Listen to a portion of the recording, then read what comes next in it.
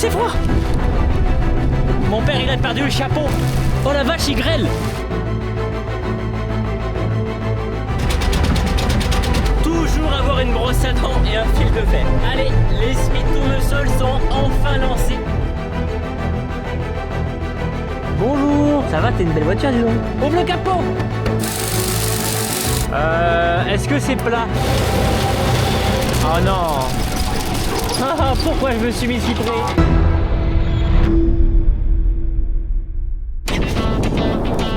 Regardez-moi ce beau maïs. Bon, juste essayez de deviner combien il est tombé de millimètres depuis qu'on a semé le maïs. C'est plus de 20, plus de 30, plus de 40, plus de 50. Il est tombé pratiquement 90 mm. Même je pense qu'on a atteint les 90 mm. Le maïs est bien sorti, il n'y a pas eu de soucis, ça n'a pas trop raviné. Dans ce champ, pas de problème. On s'est pas fait bouffer le maïs. Par contre, il y a l'autre parcelle là-bas. C'est une cata. Il n'y a pas un pied qui n'a pas été bouffé par les limaces. D'ailleurs, salut tout le monde. J'espère que vous allez bien. On se retrouve du coup pour une nouvelle vidéo. Je vous ai pas repris la semaine dernière. Bah de toute façon, il faisait que pleuvoir. Donc qu'est-ce que vous voulez que je fasse d'autre? Semaine dernière, pas grand chose. Par contre, cette semaine, il y a pas mal de boulot. Et du coup, bah là, je sais pas si vous voyez, mais le niveau d'eau a bien monté. Il y a la vacancière. Ma soeur qui prend des vacances pendant une semaine, elle est pas là. Elle est comme toi. Je sens le tracteur, je vous explique un petit peu le programme de la semaine. Donc déjà, évidemment, n'hésitez pas à laisser votre petit pouce bleu. On a 1500 pieds de melon à semer, il va falloir qu'on les couvre juste après parce que ce matin on en a planté. Et ensuite ce qu'il faudra faire c'est s'occuper de pas mal de choses, notamment des blés avec le dernier apport et des fongicides.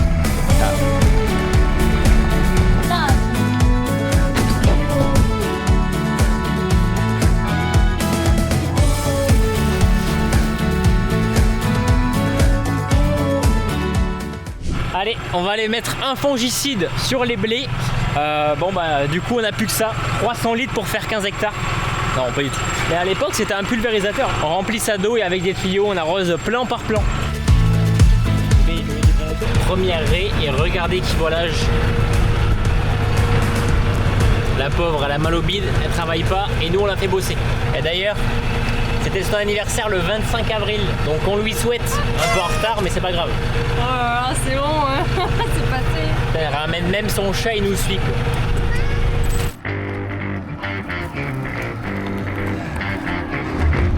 Mais elle est malade celle-là. Bref, elle a changé de voiture et justement, le sponsor de cette vidéo est complètement en cohérence avec ça. C'est Car Vertical.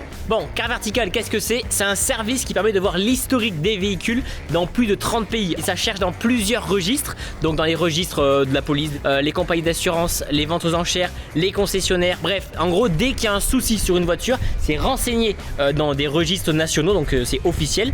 Et Car Vertical avec du coup la plaque d'immatriculation ou le numéro VIN, c'est le numéro en gros d'identification de la voiture, on peut voir du coup tout l'historique. Donc là ce qu'on a fait c'est qu'on a pris la plaque d'immatriculation au moment d'acheter la voiture et on a scanné voir ce que ça donnait et du coup qu'est-ce qu'on a de beau? Là on a du coup la 208, on clique, bam, et on a toutes les données du coup de la voiture depuis qu'elle est vendue. Donc là la voiture elle est ultra récente, elle est 2022, 2023. Par contre il y a eu un dommage et quand on clique dessus on voit qu'elle a été explosée.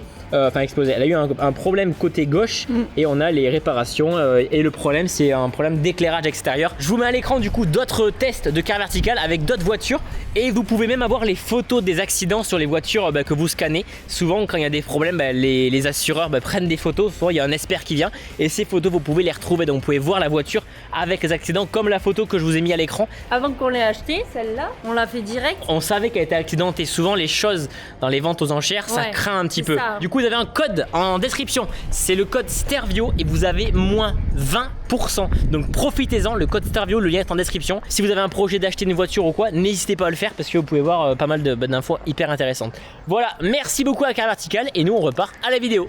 C'est parti, le père sur le tracteur et nous on arrose, ouais. On met juste un petit peu d'eau et puis voilà.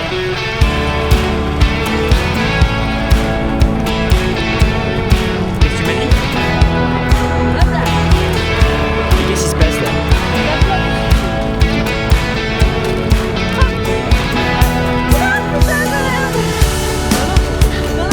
Il n'y a plus d'eau. Merde. Papa, bon anniversaire. S'amuse à vider les tuyaux, c'est super. Tu vas t'en prendre une, recule. Hey, tu vas t'en prendre une dans la gueule. Hein, Allez. Non, arrête, y'a rien. Arrête. Wow. Ah putain, j'en ai... Il pleut. Arrêtons donc les conneries.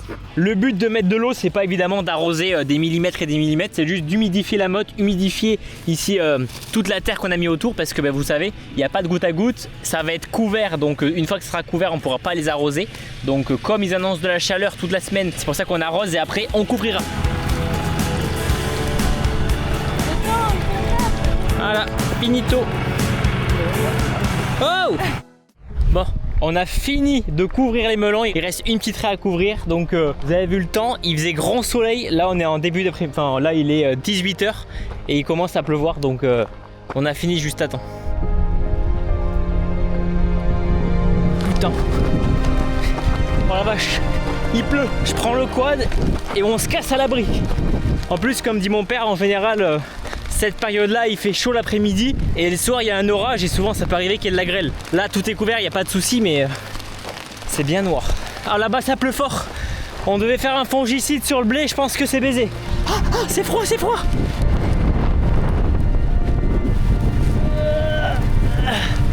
Mon père, il a perdu le chapeau.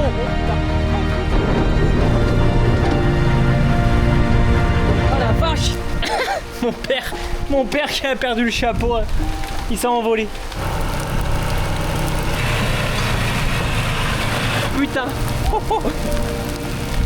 Oh la vache, il grêle. Il grêle. Regardez. Putain, il est en train de grêler et moi je suis à poil dehors. Oh la vache. Et voilà. Il grêle et après il y a ciel bleu. Bon, je vais aller quand même dans le champ. Alors, jugez pas mes cheveux parce que je me suis pris la flotte. Bon, je viens voir dans la parcelle. Bon, déjà, c'est mort pour ce soir. Hein. Vous voyez, il y a des gouttelettes partout. C'est mort, on va pas pouvoir traiter parce que ça va ruisseler tout simplement. En plus, il y a de la rosée du matin, le matin. Là, on arrive au stade épiaison. Regardez, on a l'épi ici, là, qui est en train de sortir. Donc, on est quand même un stade bien avancé. En général, avec cette période vachement humide et un petit peu chaude, en fait, ça garde l'humidité dans le sol. Putain, la dégaine que j'ai. Et en fait, on a pas mal de maladies qui se déclarent. Il peut y avoir de la septoriose, de la fusariose, de la rouille. La rouille, c'est des petits points. Mais là, regardez, on voit que, bon, là, ici, vous avez vu, hein, il y en a pas mal. Voilà. Là, ce qu'on voit, c'est de la septoriose. Il faut absolument qu'on fasse un traitement. C'est le premier. Normalement, on va en faire qu'un. On verra si on en refait un deuxième. Voilà, là c'est flagrant. Hein. Là, on le voit bien. Hein. À vue d'œil. Hein. Regardez tout ça. Oh la vache. Faut qu'on vienne au plus vite ici. Me voilà dans une autre parcelle. Donc la parcelle où il y avait la luzerne, on a ici 6 hectares. Donc enfin, on a 6 hectares ici au total. Qu'est-ce qu'on a de beau? Qu'est-ce que ça dit? On aurait peut-être dû le désherber. Ah ouais, ça n'a pas été désherbé. Hein. Bon, le champ ici est un petit peu sale. On n'a pas désherbé. Avec mon père, on a décidé de désherber que le champ où il y avait le poulailler. C'était le pire champ. Enfin, c'était le champ où il était le plus sale. Niveau maladie, tac, regardez. On a des feuilles ici qui sont un petit peu ouvertes, coupées. On a des taches rousses dessus. Le champ ici est un peu moins malade. On a pas mal de... Il y a beaucoup moins de septoriose. Enfin, le champ est juste sale. Mais on viendra dans tous les cas passer un fongicide ici. On le fera quand même en préventif parce qu'il y a des pieds où... Il y a quand même des pieds où on voit que c'est un petit peu malade. Mais globalement... les limaces là, hop hop hop. Vous arrêtez de bouffer mon blé. Je vais aller voir les deux autres parcelles et puis moi je vous dis sinon à demain parce que demain on a un petit peu de boulot. Impeccable. Bon, salut tout le monde, j'espère que vous allez bien. Vous avez vu, donc matinée un petit peu humide, mais c'est parfait. C'est exactement ce qu'il faut. Il nous faut de l'hydrométrie et c'est ce qu'on a. Donc là j'ai quand même attendu, il est 9h du matin. Parce que ce matin il y avait tellement d'hydrométrie que les gouttelettes auraient pu même tomber, ruisseler sur la feuille. Et c'est quand même pas le but.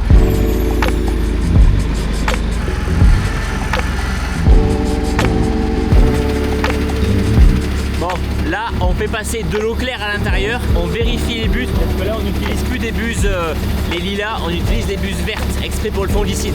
Tout pisse correctement. C'est que de l'eau, la pompe elle a été nettoyée, remis de l'eau claire. Et là nous aujourd'hui on va utiliser ces buses. Et là pour ce qu'on va faire, les vertes sont parfaites. Regardez, là j'utilise l'application Igo moi personnellement. Nous là aujourd'hui on va mettre du Ceratavo, donc c'est un fongicide contre la septoriose, la fusariose et la rouille je crois. Vous avez tous les produits renseignés. Là on se met sur le créneau du mardi. On a jusqu'à midi pour tout faire. Et après on aura un petit peu de dérive et l'hydrométrie qui sera remontée. Mais là aujourd'hui on va pas tout faire, on va faire que quelques parcelles et on fera le reste demain.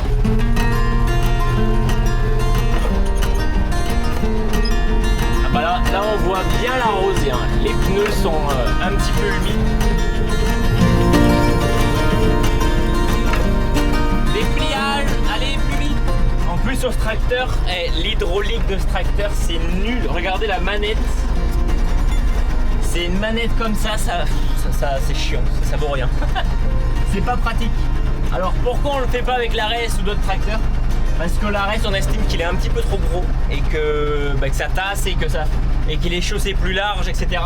Donc le but c'est d'y passer sans défoncer tout le terrain, quoi. Alors, des verres.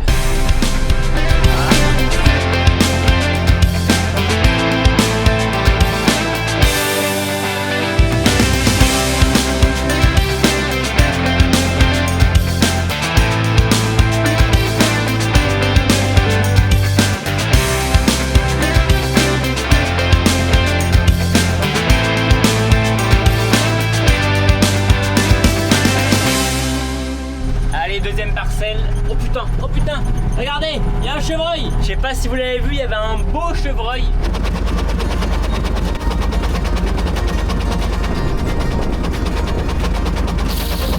C'est bon, c'est réparé. Toujours avoir une brosse à dents et un fil de fer. Allez, c'est bon, j'ai fait une demi-cuve et comme ça, on va aller en faire un petit peu.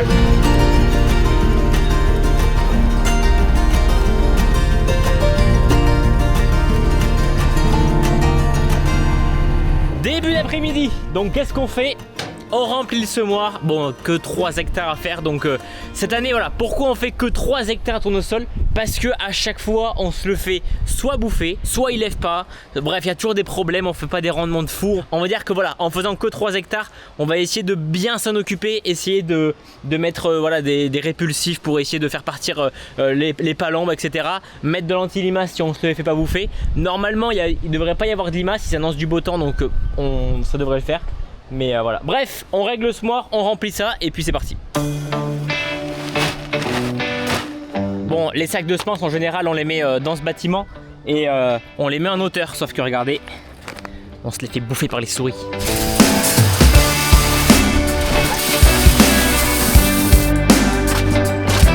Allez, rempli, graissé, réglé et on est parti. Tournesol sont enfin lancés, ça sera les derniers semis de printemps. Après c'est fini, on ressémera que des couverts végétaux au mois d'août. Mais sinon, à part les melons, mais après sinon il n'y a plus aucune culture de semer. Donc là celui-là, donc 3 hectares. En fait c'est un champ de 6 hectares celui-là qui est partagé en deux. Donc les melons ils sont juste là-bas. On fait 3 hectares de melons et ici 3 hectares de tournesol. Du coup on fait ça et puis je vous fais des petits plans de drone encore.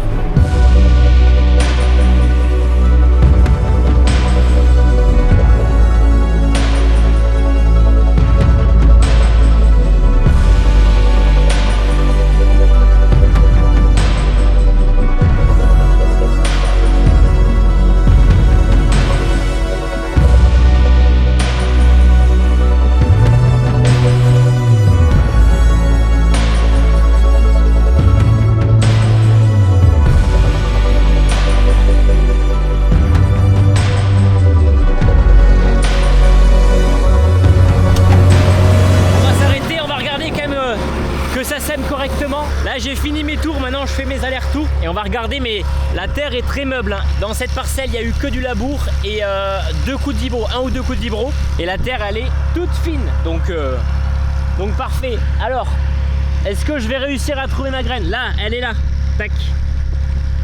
Donc on sème pas tellement profond, 2 cm pas plus. Vous le voyez, le tournesol, hop à la lumière. Normalement le tournesol c'est noir, c'est noir. Il y a un traitement fongicide, donc en fait c'est un enrobage qui a été fait par les semenciers, d'où l'intérêt de semer de la semence certifiée. Sur le tournesol il y a une maladie qui revient beaucoup, c'est le mildiou. tout simplement c'est une maladie qui peut arriver très tôt et le fait d'avoir des graines qui ont un fongicide directement dans l'enrobage, donc dès qu'on la met en terre, en fait le fongicide fera directement effet et ça évitera de passer pratiquement de suite après avec le tracteur et le pulvérisateur. La variété, c'est une variété de chez Lidea, c'est la 6038H, donc c'est une variété qui est mi-précoce.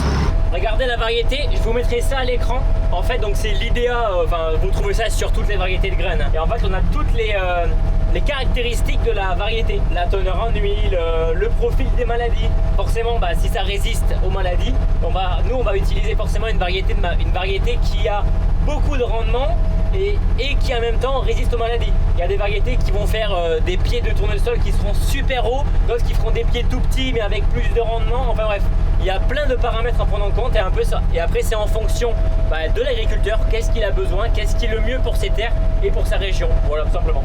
Donc nous, le technicien nous a dit ça sera cette variété. Enfin bref, donc il y a plein de paramètres à prendre en compte. Donc voilà pour les infos. J'ai presque fini mais j'en aurais pas eu assez pour terminer. En fait, pour tout vous dire, on met pas que de l'insecticide, on met de l'insecticide avec des graines de mois. Donc le mois, c'est une graine, c'est une plante qui va pousser et en fait, ça va nous éviter de nous faire bouffer le tournesol. Et ça permettra que les oiseaux ne puissent pas bouffer le tournesol. Et après, forcément, le mois, qu'est-ce qu'on va en faire? On le désherbera et comme ça il restera que le tournesol. Évidemment, je vous en ai pas reparlé, mais c'est toujours avec le GPS Zweverken. Voilà, trop agréable de pouvoir semer avec ça. Ça permet de faire des passages, on va dire, en plein milieu et être sûr qu'on est exactement au bon endroit si vous voulez des informations, etc. En tout cas, voilà, Zweverken, c'est suédois. Zweverken, ils font pas que des GPS, ils sont réputés, c'est quand même une très grosse marque et ils sont mis à faire des GPS, dont la preuve, ça marche très très bien. Et le revendeur français, du coup, c'est Intrax, qui est du coup mon partenaire. Donc le lien est en description. Si jamais vous avez des informations à demander, des devis à faire, n'hésitez pas, ou juste des questions. Vous cliquez juste sur le lien, vous avez une petite page internet avec toutes les infos.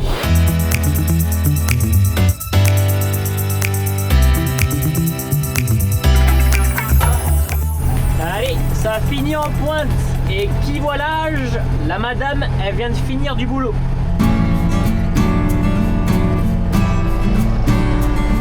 Ça c'est terminé, donc maintenant il va falloir qu'on vide le semoir, on va tout nettoyer, enlever les disques. Donc là, on vide le semoir. Regardez la voiture de madame. Non, c'est pas la bonne vitre. Bonjour. Bonjour. Ça va, t'es une belle voiture, dis donc. Eh oui. Tu sors du boulot? Oui. C'était bien? Fatigant, je suis fatiguée. Ah, bon, voilà la voiture de madame. C'est son cadeau d'anniversaire, je lui ai offert ça. Non. Non, je rigole. Non. Et c'est une voiture, attention, à piles. Regardez-moi ça. Ouvre le capot. Regardez ça. Elle a acheté une voiture avec des piles. Bah alors? Ah, tu vois, mais ça voulait. En fait, ça veut pas si t'as la porte fermée. Ah bon? Ah, tu peux pas ouvrir le capot quand t'as la porte fermée. Ah, c'est pour pas que. Tu peux ouvrir la vitre. C'est pour pas que sur l'autoroute t'ouvres la. Ok. Mais en vrai, pour elle, elle fait des trajets boulot dodo. Non mais voilà, mais en vrai, il y a 300 bornes d'autonomie. 330 d'autonomie. Voiture de 13 000 bornes. Achetée à la vente aux enchères. C'est pas beau ça? Bon super. Belle titine. Belle titine, hein. Allez, tu vas brancher les piles. Ouais. Fais-moi un room tour de la voiture. Room tour. Non, en vrai, je dis ça, mais en fait, à l'époque, j'avais exactement cette voiture. Oh putain, exactement cette voiture, mais elle était diesel. Avec de l'AdBlue et ça, j'étais tombé en panne. C'est exactement la même. C'est exactement la même, sauf que là, c'est une version électrique. Donc, et là, c'est pas pareil. Ouais, là, c'est pas pareil, mais. Du coup, c'est confortable à conduire. Ah oui. 130 chevaux, ça y va. 136. Ouais, après, elle fait 1 tonne 7, donc. Bon, voilà. Qu'est-ce que tu veux que je te montre d'autre? Mais non, mais. Là, c'est pour les gosses. Ah, mais il y en a pas. Non, arrête. Merveilleux. Du coup, ceux qui se demandent, c'est vrai que on n'en parle pas souvent, mais maintenant elle travaille à l'hôpital. Ouais, elle est secrétaire d'hôpital à Cahors. Si vous allez à l'hôpital de Cahors, vous dites je cherche Mathilde. Il y en a un, il m'a reconnu, un abonné. Et t'as dit quoi? Tu veux que je te soigne? Non. Non, il m'a dit ah, mais je me disais que votre tête me disait quelque chose dans les vidéos. Et j'étais en mode incroyable. Trop bien. Voilà, si vous nous rencontrez, avec plaisir. Bref les amis, on vide ça. Ciao hein. Ciao. Allez, salut. Ah, la terre.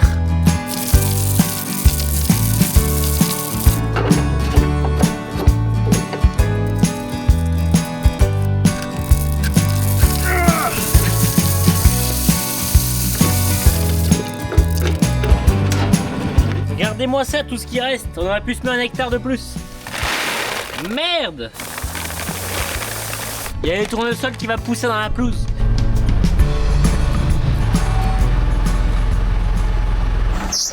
Hop là.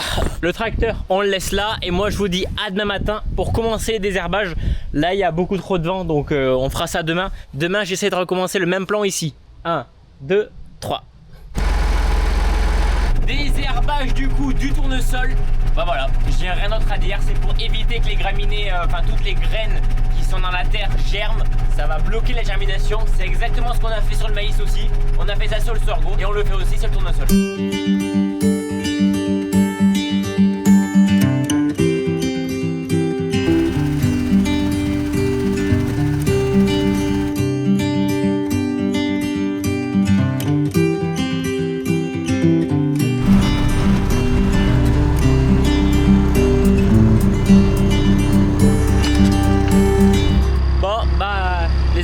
Il me restait quoi, 30 mètres et j'ai plus de produit.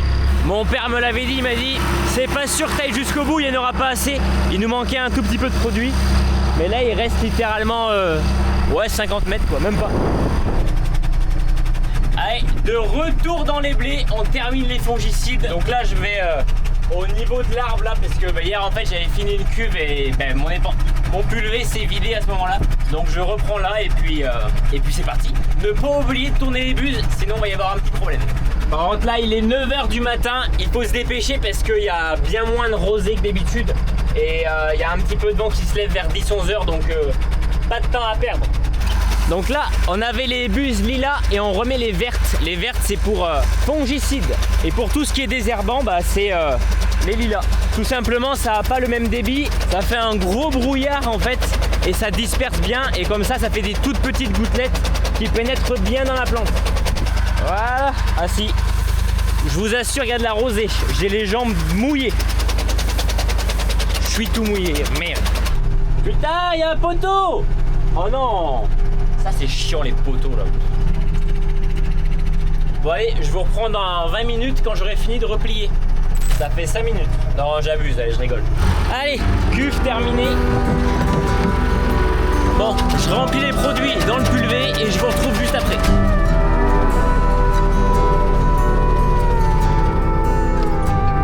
Là cet après-midi, ce qu'on va faire, c'est qu'on va couper toutes les haies, on va tailler les haies, on va pas les couper parce que on n'aura jamais le temps de le faire cet été. Et surtout que j'ai un petit produit à essayer, enfin je dis petit produit à essayer, l'année dernière je l'avais déjà mais je ne vous en ai jamais parlé. On va tailler, enfin le but c'est pas un château, hein, le but c'est de nettoyer un petit peu la ferme et pour l'occasion on va tester le HSA 60.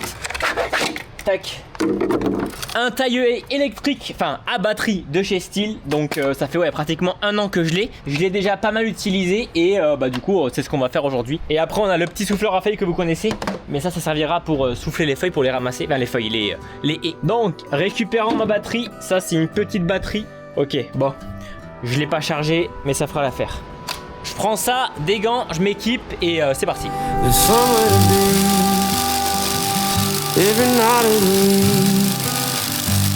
Et voilà.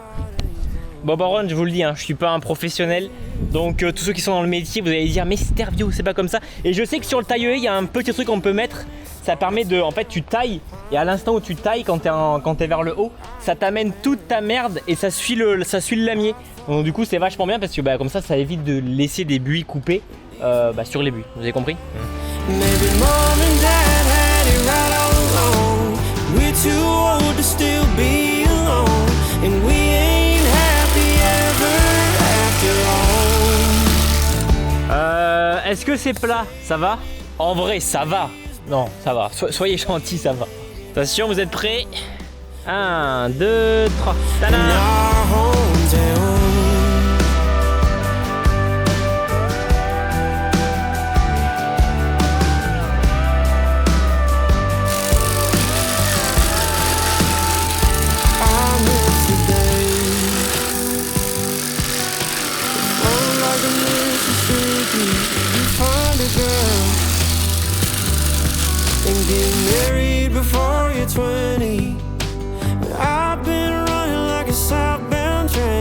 Non mais ça va, c'est plat là.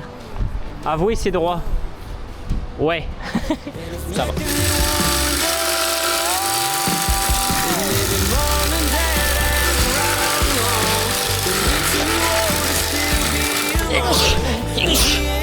Ah, terminé. Ah, je fais que faire Hatchoum. Bref, bah écoutez, j'ai vidé une batterie. Forcément, bah tout n'est pas fait. Faut que je fasse encore l'autre côté. J'ai essayé de faire le haut, mais sur une échelle, c'est pas pratique, hein, je t'avoue. Mais voilà, j'ai fait ce côté-là, j'ai fait ici. Là, ici, le haut, bah j'étais en train de le faire. Plus de batterie. Donc, je vais aller la recharger. À mon avis, là, je vais commencer à ramasser parce que sinon, sinon ça va rester là jusqu'à je sais pas quelle heure. C'est plat, mais du coup, l'autre côté, ça n'a pas été fait, donc c'est moche. Mais c'est pas grave. Je finirai ça après. Là, je prends le tracteur et puis on ramasse tout.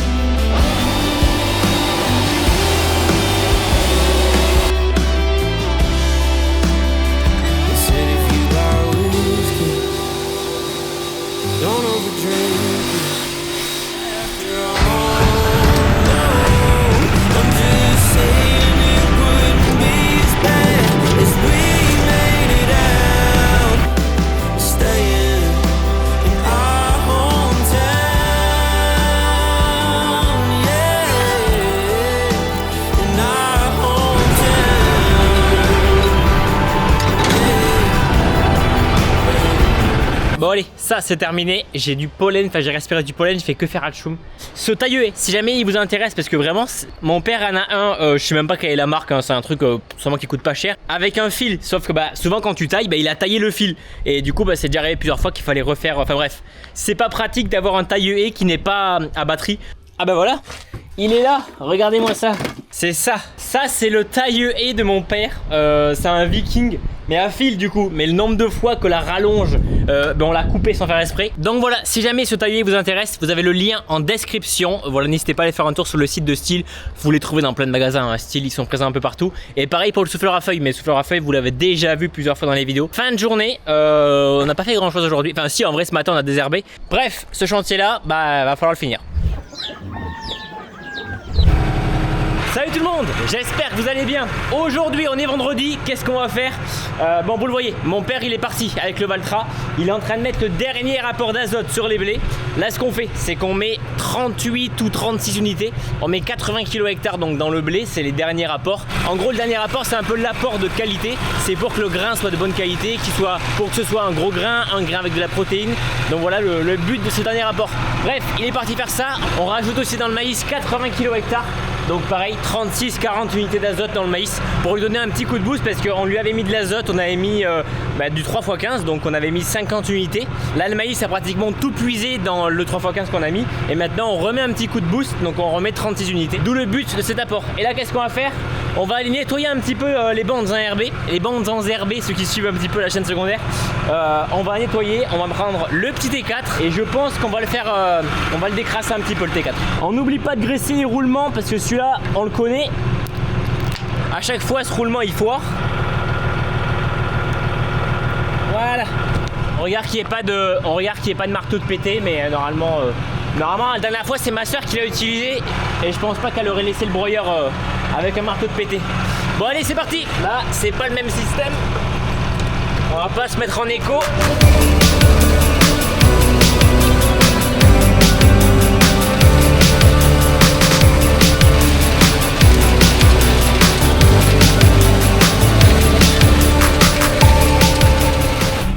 On arrive dans le champ de maïs.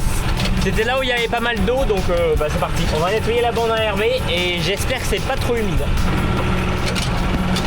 Toujours on essaie d'aligner la cardan.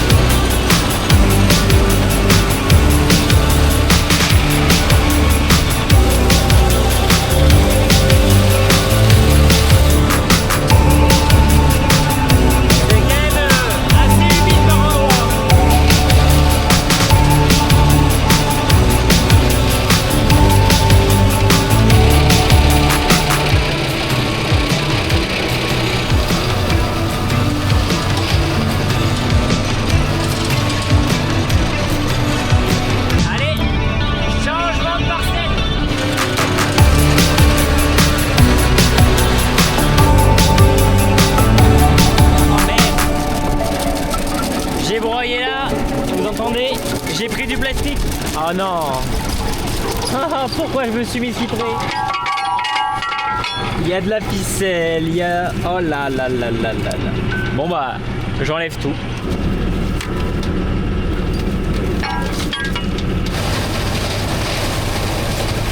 Terminé pour aujourd'hui. Il restera à faire les parcelles dans le village un peu plus loin. Mais ça on le fera plus tard. Là ça c'est couvert.